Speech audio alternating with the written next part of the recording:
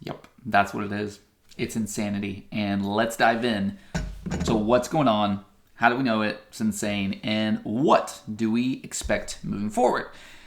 Welcome to The Dive. This is Will Frazier of Craftsman Real Estate. And I had a conversation with one of my investment partners today that was so illuminating because of our back and forth and the way that questions, especially asked with wisdom, asked with sincerity, can pivot and can illuminate dark spaces. And so what we dove into is what is truly insane.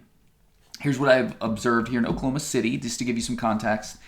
Oklahoma City's metropolitan statistical area is about 1.4 to 1.6 million people. It is the largest city in the state of Oklahoma.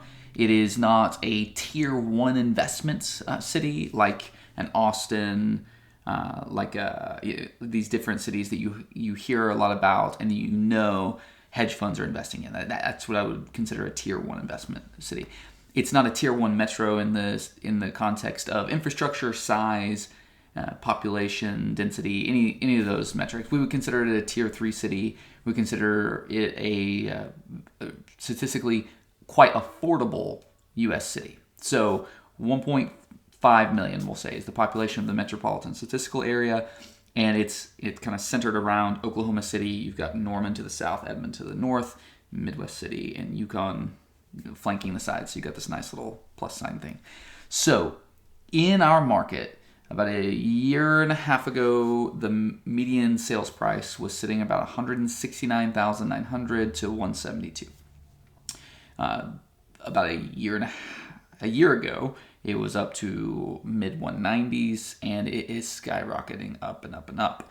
In the midst of 2020 and moving into 2021, what we've seen is not unlike the rest of the U.S. We have seen high inventory shortages in terms of existing homes. We're seeing a lagging production with new construction homes, and what that has culminated in as we head into the middle part of the first quarter in 2021 is nothing short of insanity.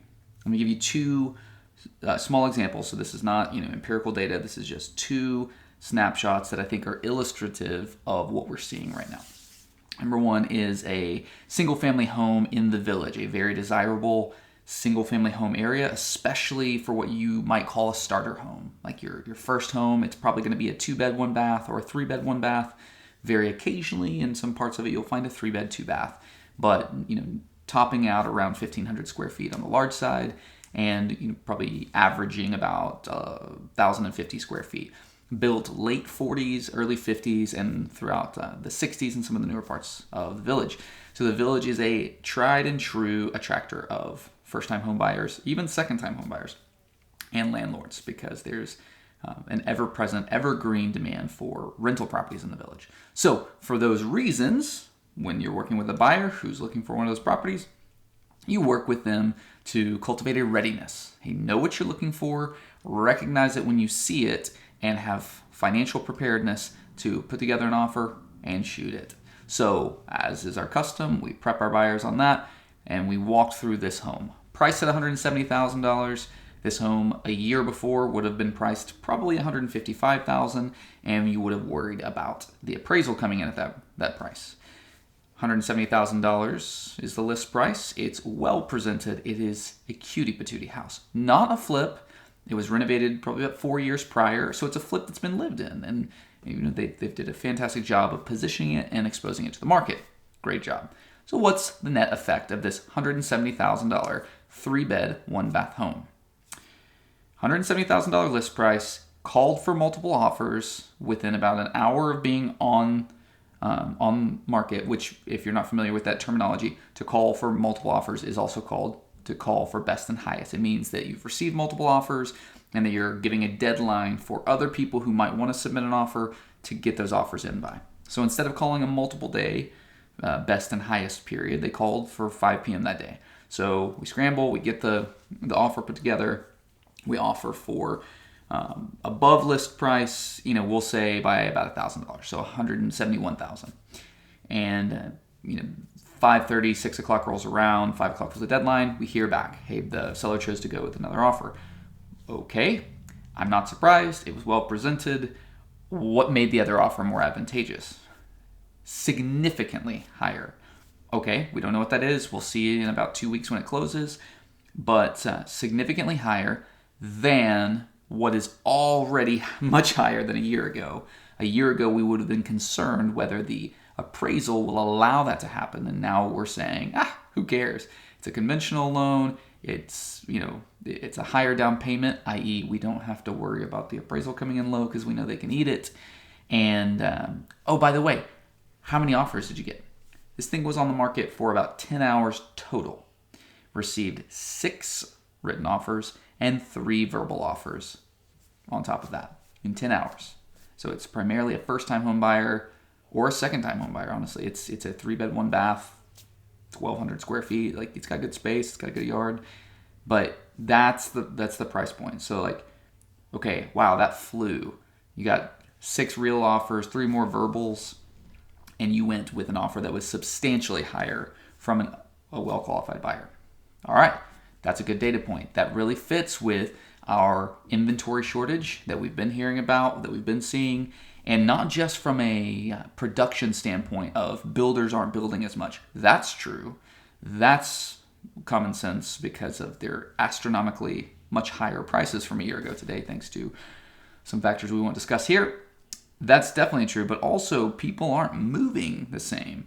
And so while we do have a lot of people looking to take advantage of the crazy low interest rates, lower than the rate of inflation interest rates, you don't have a lot of people looking to vacate those houses. And then a lot of people that would otherwise be vacating those houses are keeping them as rental properties. So there's just a lot of factors at play that are putting this inflationary pressure on owner-occupied housing.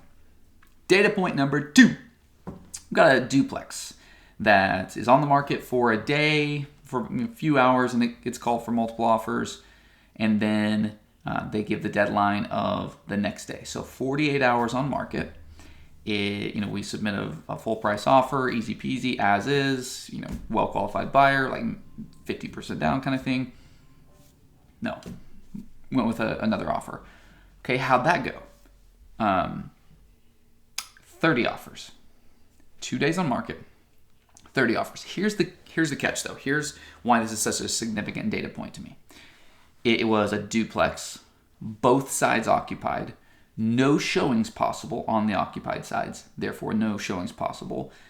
The leases had just been signed for 2 years on each side.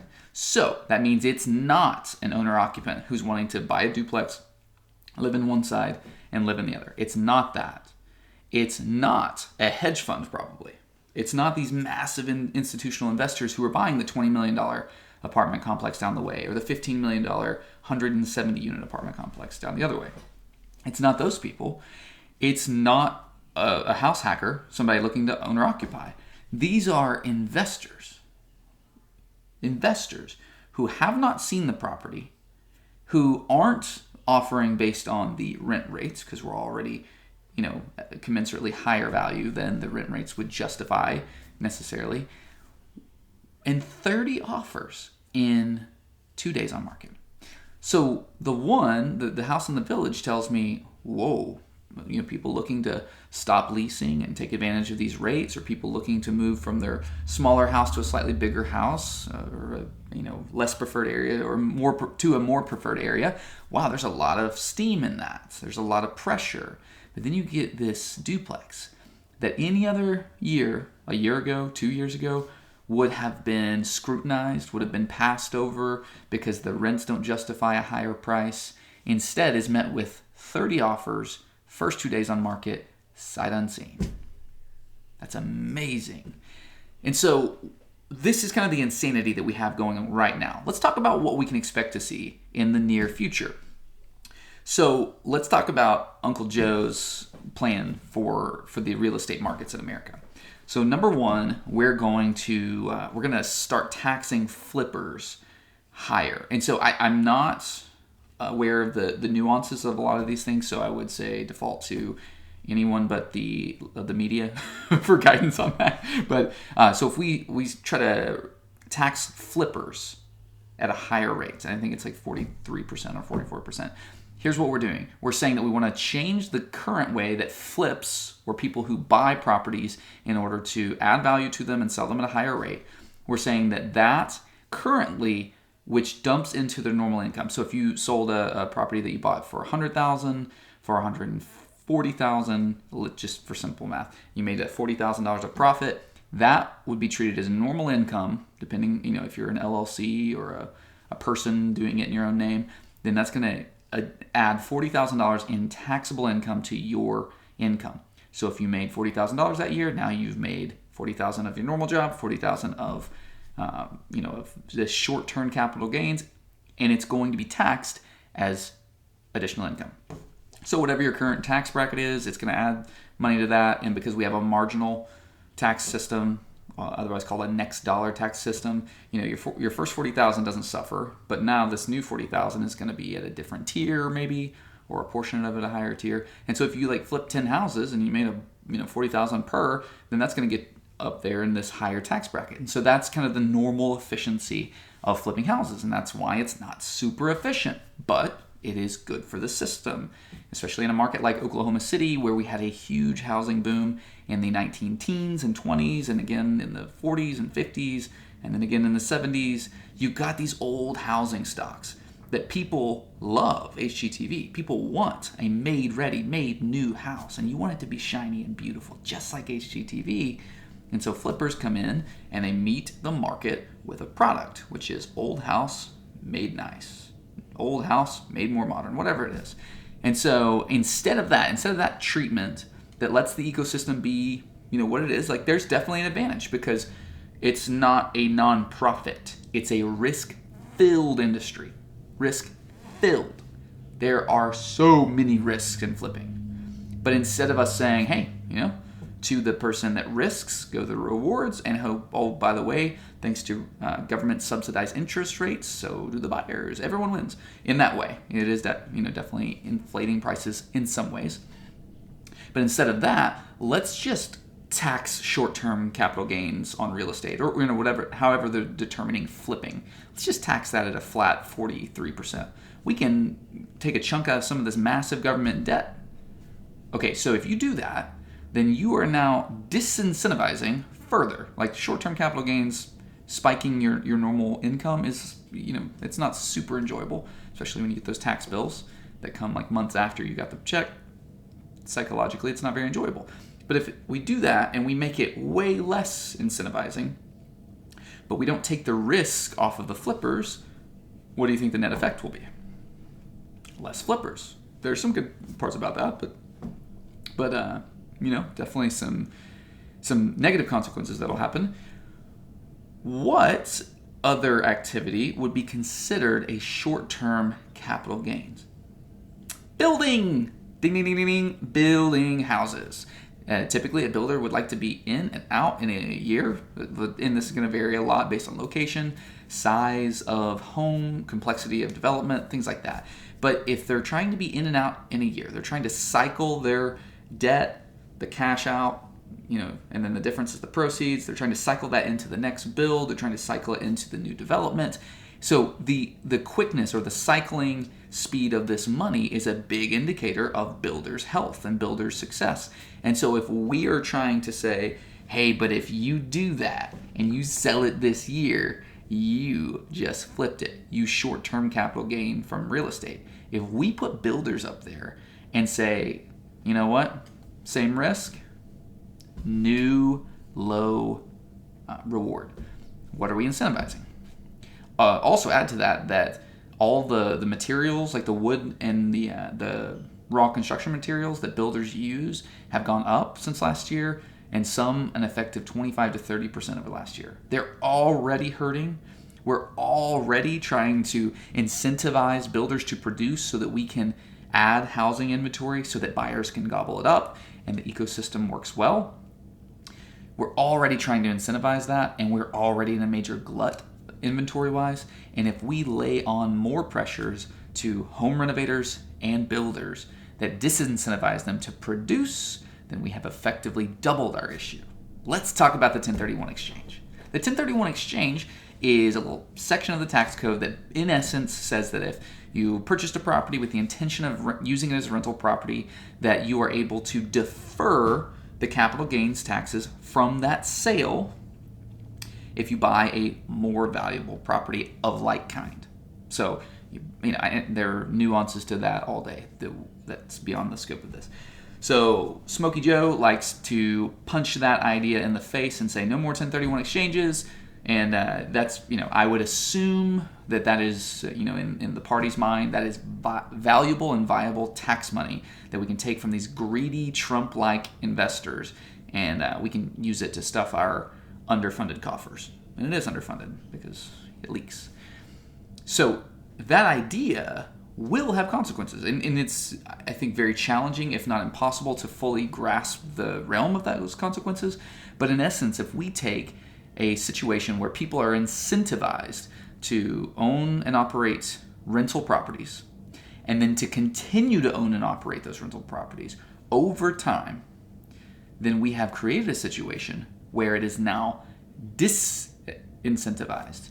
Because in rental property ownership, if you are taking what's called depreciation loss, which, by the way, is probably a large piece of why Trump's taxes were so much lower than you think they would be.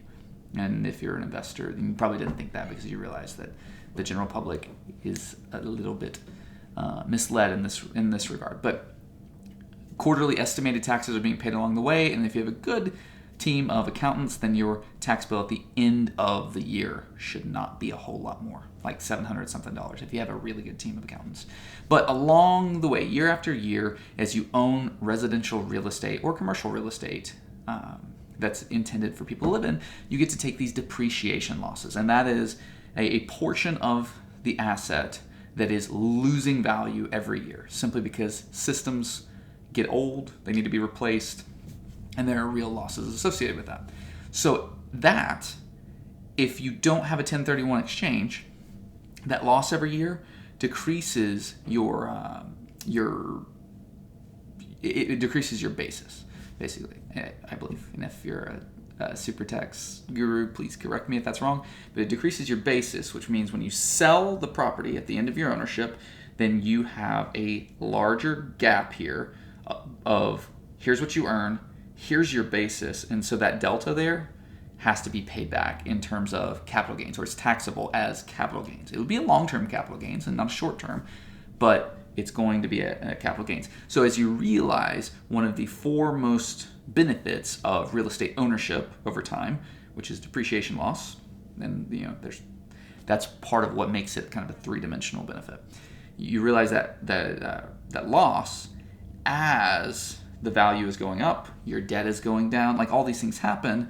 And so as you have that larger capital gains liability, what it creates is an incentive to not do that.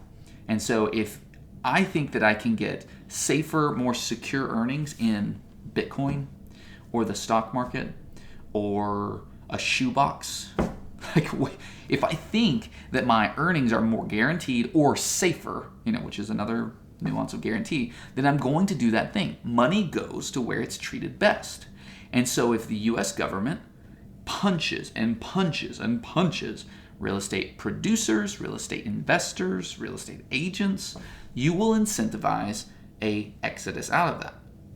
I would agree that in some rights there are some tremendous benefits to exoduses. There are tremendous benefits to swamps being drained and so on. But we need to be eyes wide open aware that all of these systemic changes that we have to the long-standing, checks and balances of our economy, that these tinkerings and tweaks have major consequences. And so what happens when you take this housing shortage that exists already, you pass a stimulus that says, and I don't think it's being called a stimulus, a first-time homebuyer credit that says, hey, by the way, if you haven't bought a home in the last 3 years, you can go out, take advantage of one of these 2% interest government-backed, quasi-governmental-backed mortgages. And also, we're going to give you a $15,000 or $18,000 tax credit that somehow you can use at the time of closing. Like, if we do that, what do we think is going to happen to housing prices? That's right, they go up.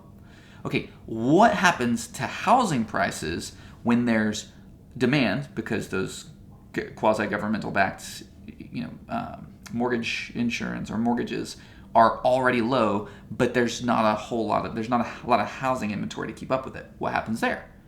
Prices go up.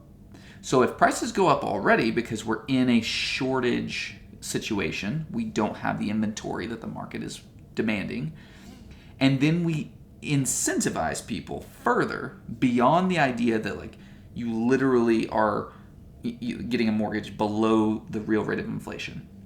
If we further incentivize them by saying, hey, by the way, if you just go out right now and buy it, we're going to like wave a magic wand and make your taxes go away this year.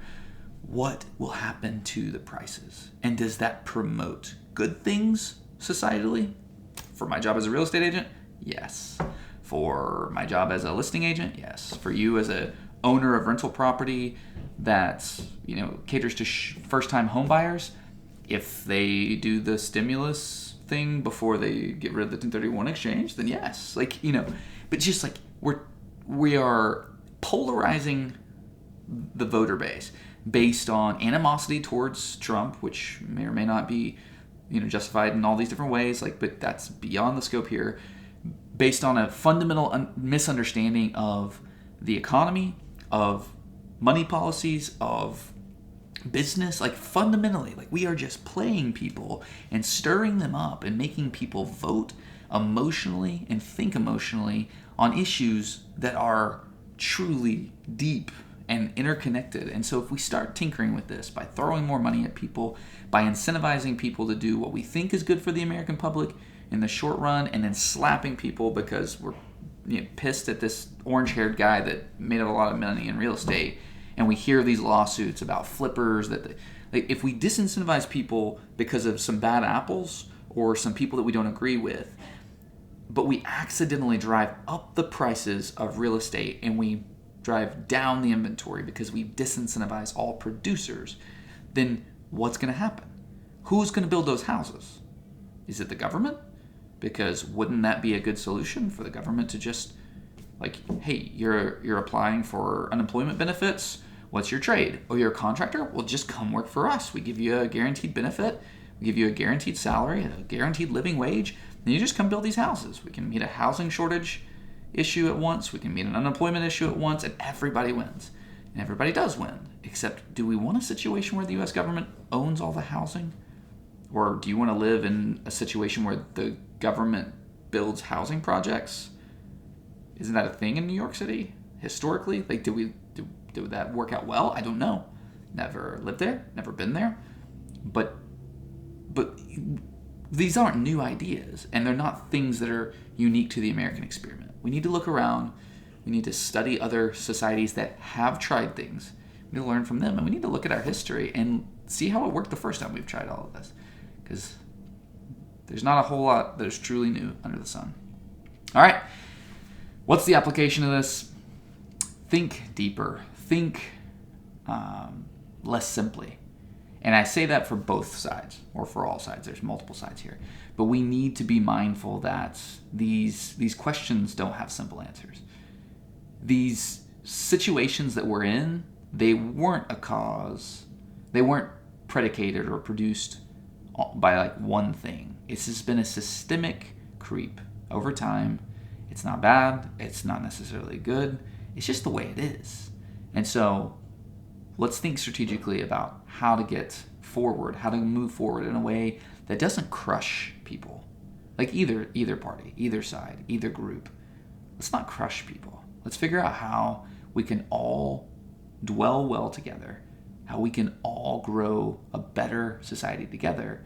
And I think we'll start coming up with answers that are better.